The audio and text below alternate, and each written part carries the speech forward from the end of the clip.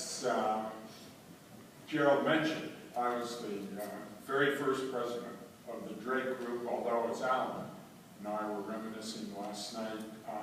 It was called NAFCAR, the National Association for Collegiate Athletic Reform. We thought it would be a much catchier title. It would certainly work better in Columbia, South Carolina than the Drake Group. And, but John Erickson, who was really the founder of the Drake Group and was at Drake University and such, hated it with passion, and just quietly waited a number of years and it disappeared. But I was the first president, and I have the distinction of that, plus being excuse me, the very worst president of the Drake Group, NAFCAR, whatever you want to call it. As I told the members at the time of the election, I'm not an administrator. I've spent my career opposing administrators and would probably do a lousy job. And thanks to people like Professor Dowling at Rutgers, who made my life miserable, I did a very lousy job. And I will say this, in looking at the past speeches for this award, I noticed that Dowling must go on for 3 hours or so. I'll do the 12 minutes that was allotted to me. So, but I went back after that to what I do well at, which is reading and writing, and especially the debunking of various college sports myths. By chance, one day in a sub-basement of the University of Notre Dame Library, I found the daily papers of Newt Rockne, the great coach, who they had been placed there upon his death. He had a very untimely death in a plane accident at the age of 41. And out of that came my book, Shakedown the Thunder. And I mainly wrote about that contrary to Notre Dame myth and propaganda. Rockne was not St. Canute as they had pictured him, but was a real person, a genius entrepreneur, and an often quoted line from that book, Rockne learned to swim with sharks and not bleed. As Gerald mentioned, I've had my own sort of moments. You may have heard of the events around the whole Bob Knight departure from Indiana University. I played a role in that. And at the time, there was one faculty member who opposed Knight. I mean, a lot of faculty members opposed him privately, but only one spoke up publicly. I'm not quite sure why he did it. It was me. Various nasty events ensued, but the university got it straight. In any event, I'd like to talk about Robert Hutchins and his reality as best we can ascertain it. There are myths. I love debunking myths. And one of the main myths in American college sports history, one of the most enduring, is Hutchins' removal of the University of Chicago from the Big Ten Conference and such. And Gerald accurately mentioned that Hutchins could not see the relationship between serious academic endeavors and big-time college sports. I think one of his most famous quotes, I'm not sure I'm getting this right, but college sports, he said, college sports are related to universities in the same way that bullfighting is related to agriculture. And so there is a myth that this brilliant young president got to be head of the University of Chicago and pulled them out. In fact, the reality is much more interesting, as it was with Rockne, and fortunately some good scholars, a man named Robin Lester, did his PhD thesis at Chicago on it, and turned up the reality and did a very good book about it.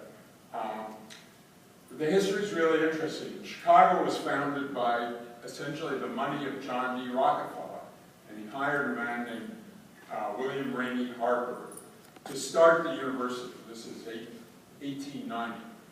And Harper's very first hire was Amos Alonzo Stagg, a very famous football coach at Yale. Yale was one of the dominant football powers that started in the Ivy League.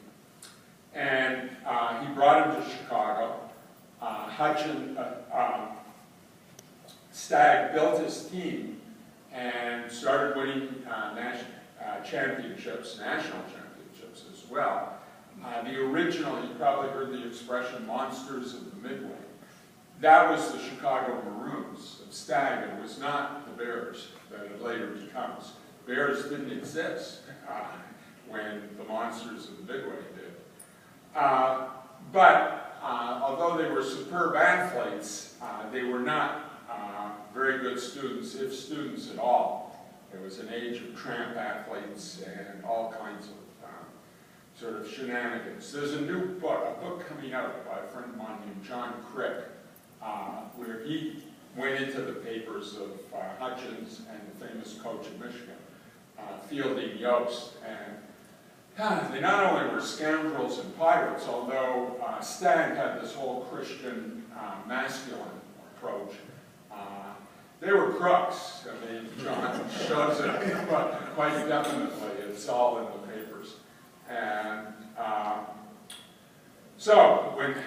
now, before Hutchins arrived in 1929, there had been unhappiness at Chicago. Faculty wanted the school to improve. Some alumni did. And they lost some games. Stagg seemed to be losing it as a coach a little. And so when Hutchins arrived and decided this made no sense particularly, he was the guiding force that got the various elements in play, particularly the faculty. He also began a great educational experiment. One of his faculty members was named Mortimer Adler, who had this idea called the Great Books, and really a sort of classical education, the reading of great philosophy and literature from the Greeks to the 20th century.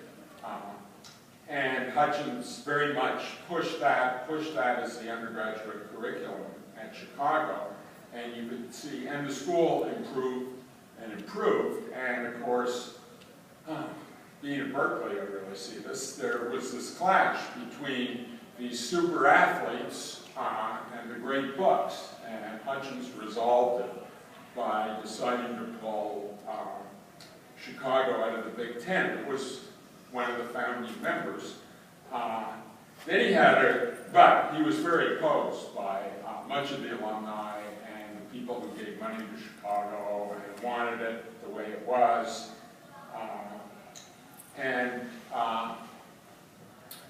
Hutchins got a very great economic, the Great Depression, that so crippled college sports that, for instance, my alma mater, Purdue,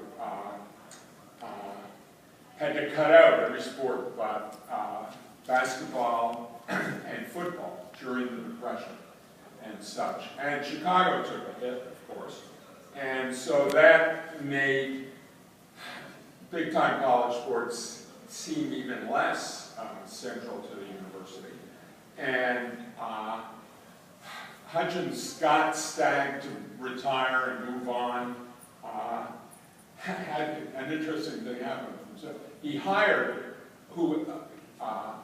a young coach who was on his page academically, but was a brilliant football coach, a man named Clark Shaughnessy, who invented the T formation.